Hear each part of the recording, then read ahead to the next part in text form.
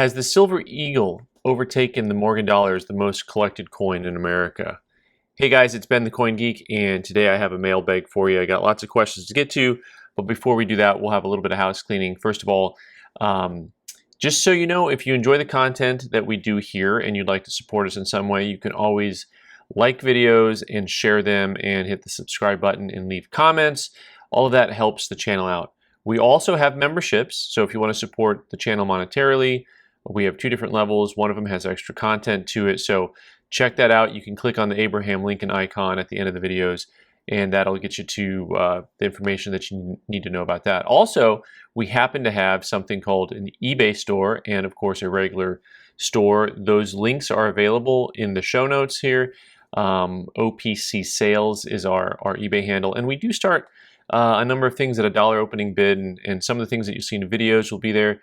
So there's all that. Now, hopefully the YouTube gods will be happy because we did self-promotion and we are sellouts. All right, thanks. Also, this is a side note that's actually kind of important, and that is today is this month, as I'm recording this, is Mental Health Awareness Month. And I know that you guys are sick of all the extra things like, you know, it's Give Your Accountant Peanuts Day, right? Or Hug Your Cousin Day, right? And I understand all this stuff is very new and unusual, but for those of you who don't have kids or grandkids that are the generation that my kids are, the mental health crisis is a real thing. It is very heavily related to these things here. And I have one request for all of you guys. Contact your senators and your congressmen, even if you hate their guts, and be polite and say, look, can you maybe consider holding these mega companies' feet to the fire when it comes to what they're doing to our children? If I told you I have a product that's going to triple the suicide rate in a matter of 10 years and I want to get it FDA approved, would we do that as a culture? So this is something that I'm pretty passionate about, and just a simple phone call. You know, I know we all have kind of this same attitude towards our politicians sometimes. They don't do anything. Well, at least we should ask, okay? So on to the video. Donald in New Mexico says, hi Ben, has the silver eagle overtaken the Morgan dollar as the most collected coin? All right, so this is a little bit controversial, but I'm going to say yes, it has. And of course, what I mean by that, it has everything to do with volume. And that's all it means. It's a little bit like, is McDonald's the most popular French fry in the world? Well, yes, it is by volume. Now, the fries are disgusting compared to most stores' fries, but they sell more than anybody else does. It's a volume thing. Now, silver eagles clearly are purchased in huge quantities where you're having people buy millions and millions of them a year, tens of millions a year, and not to mention the specialized issues where there's a constant fight for these limited edition, reverse proofs, special mint marks, yada, yada, yada. And all of that shows a very, very active market. Now, also in fairness to the Morgan dollar, these silver eagles that are consumed 10 million, 20 million, 30 million at a time are bullion issues. So people are also buying most of those based on the bullion content. So when you're going to look at a coin as a collectible and compare it to something that's really bought and sold as bullion, it's not necessarily apples to apples. We'll get more into apples to apples a little bit later. So yes, silver eagles are collected in some ways more than Morgans, but really the Morgan is still, numismatically speaking, the top dog of just strictly the old school collectibles. So it's a little bit apples and oranges here. Flower2289 talking about buying and selling stuff. Since he's retired, he buys and sells stuff and makes money on it. Kind of in between, we're talking about the industry insider type information here in a video I did a little bit ago. I've managed to build a small inventory of coins, and I seem to never get any of them listed or sold. Listed and sold. So this whole comment I thought was really funny because, first of all, when I first read that, I thought, bingo, yeah, I've done that. I've been there. So when I was trying to buy and sell stuff, I was good at buying stuff. Selling is hard. So the previous owner of old Pueblo Coin had a saying, you know, he said, anybody can buy something, right? He also used to say anybody can pay too much for something. Both of those are very true statements, right? So it's different when you have to sell. And so partially, you know, I think what this commentator was getting at was maybe because you like the coins, but also there's a lot of labor involved in selling coins, believe it or not.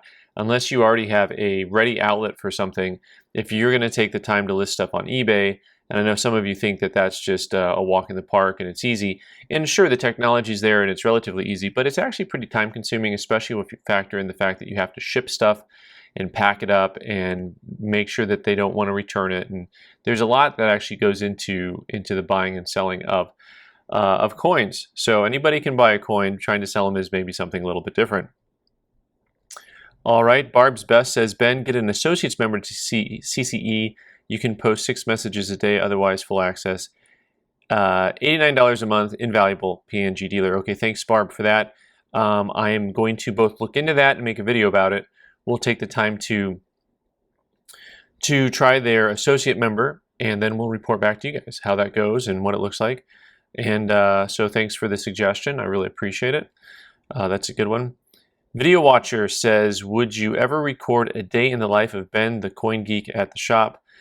All right, you know, like transactions and what you do in your spare time, etc. So actually, and I don't know if I've talked much about this before, but I have absolutely wanted to do this for a long time, and I still don't know that I'm going to. There's a couple reasons why. So basically, I have wanted to have the show where I, you know, actually have the camera rolling during store hours and set up something, you know, over yonder here, maybe at the end cap, where you'd kind of have to build out some framework and then have cameras shooting down, so you could see you could have the coin cam shooting down and showing the coins that I'm looking at, and you could hear me talking to the people that I'm dealing with and whatnot. But I think one of the things that you run into is there's the ambient noise issue, which most of my recording that I do in here before store hours, not during store hours, however you want to put it. And so that's one of my biggest challenges. You know, secondarily, well, I don't know what my secondary challenge is, but I think that, oh, well, it kind of takes up some space to do also. And I have wanted to have actually, I've actually considered having just like an all-day live stream, you know, and you just have the coin shop cam, and you can just look in and see what's going on at Old Pueblo Coin. But that also creates issues for people who want to walk in the door into business and don't want to be seen, right? So it's not like, hey, everybody look at what I'm doing all the time. And so you got to get people to sign off on it. So there's the public interest issue, there's the ambient noise issue. There's a lot of little issues. But if I could be any more like Pawn Stars, like I've said before, I'd become Chumley. I mean, let's face it. Yeah, that's just how that works. All right. Ontario 100, interesting video and information. Most dealers I know do not collect coins. I was wondering if you do collect, and if so, what do you collect? Sorry if you've covered this before. Thanks. So this is a question that I get time to time, and it's good to answer once in a while, because there's always new people watching the channel, and no one, you know, a lot of people don't get all the videos. You know, a lot of people just kind of catch one randomly. So I'm always happy to address and readdress some of the same issues and topics over and over again. Do I collect? Well, at any given time, whatever's in this room, this building is my collection, right? That's one way to look at it, okay? But that's not really a collection per se. I do tend to collect things that are esoteric related to coin collecting. In other words, things that they're not easy to replace.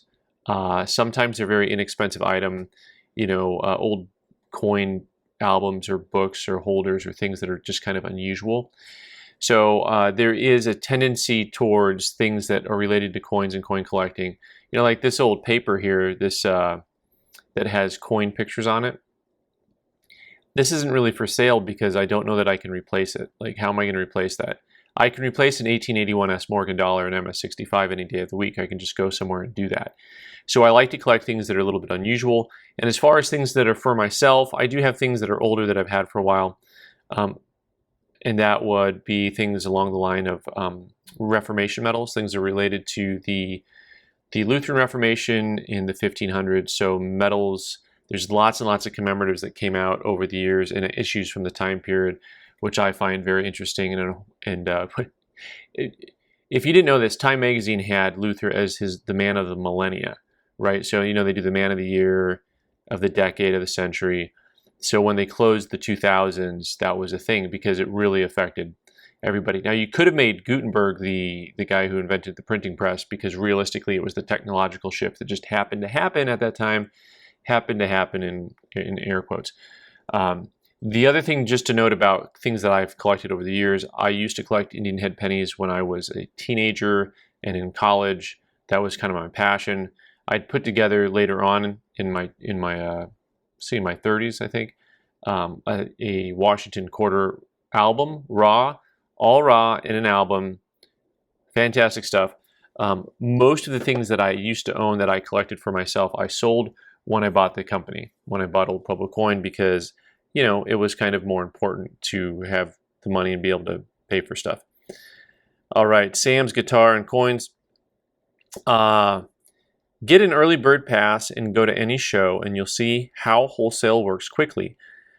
I get the early bird for the Manchester show. It's dealers selling to other dealers, and as I walk the tables, they give me the courtesy 5 or 10% dealers to dealer discount. No questions asked, and as Ben says, you make connections with people. You know, Sam, I'm really glad you brought this up. I did a video about wholesale and retail, and I think that this is a really great observation. A point that I didn't make is most coin shows have an early entry fee, so you can get in early. You know, they call it a dealer's badge usually, or something along those lines, or early bird badge. And usually if you get in there, you'll see people who are more likely to be a vest pocket dealer or a traveling dealer. And you'll see what wholesale actually physically looks like usually. And you'll understand a little bit more sometimes about wholesale versus retail when you see guys that will buy boxes full of coins from somebody else. And one of the reasons why, when people ask, well, why can't I get that 5 or 10% discount or whatever the discount is? Well, probably because you're not coming in to offer to buy a box full of coins. There's a difference if you come in and say one coin. And I know as a dealer who's dealt with other dealers, you get guys that come in and they want to go through all of your inventory, and then they buy two coins or one coin, right? And it's like, and then they beat you up over it. Invariably, the guy who wants to buy one coin wants to really beat you up over that one coin, you know. And so versus the guy that comes in and says, okay, he's not as picky, he's buying like a shovel full of stuff. Okay, that's good, because in business everybody needs cash flow. That's a real thing. So thanks for pointing that out. That's a great observation and something that's worth checking out sometime. If you have local coin shows that you go to, you may want to try that. Finally, last but not least, there's a bunch of comments on a video string that I put together where I said PCGS doesn't know what the term numismatic means. Now, a number of you defended PCGS, saying, well, you know, anything that's coin related is numismatic.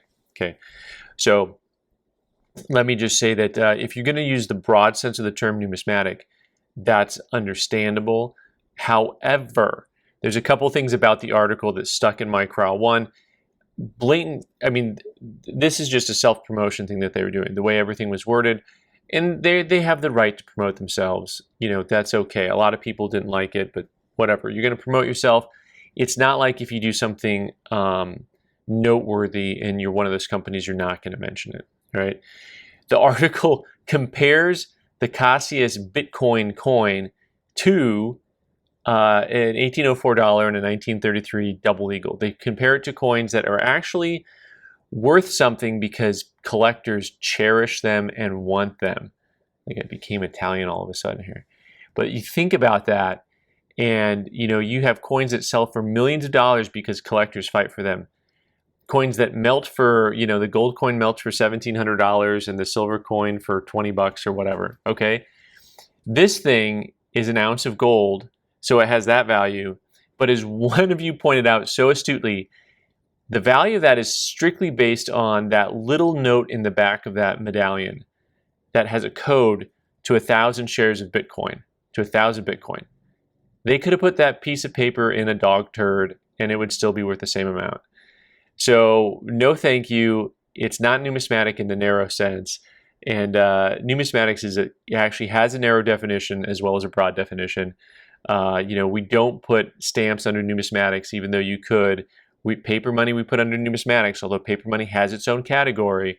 All these things that have their own category are not technically numismatic. We kind of lump them under the hobby because we look at all of them collectively within our industry.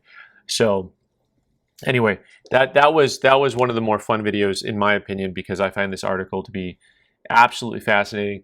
Guys, thanks so much for watching. I'm Ben the Coin Geek. You can subscribe by clicking, there's an owl button. Like this guy here, an owl, there's an owl button. You can click on that. If you want more information on memberships, there is the Abraham Lincoln button, and then there's other videos you can watch. Thanks so much, and I'll catch you next time.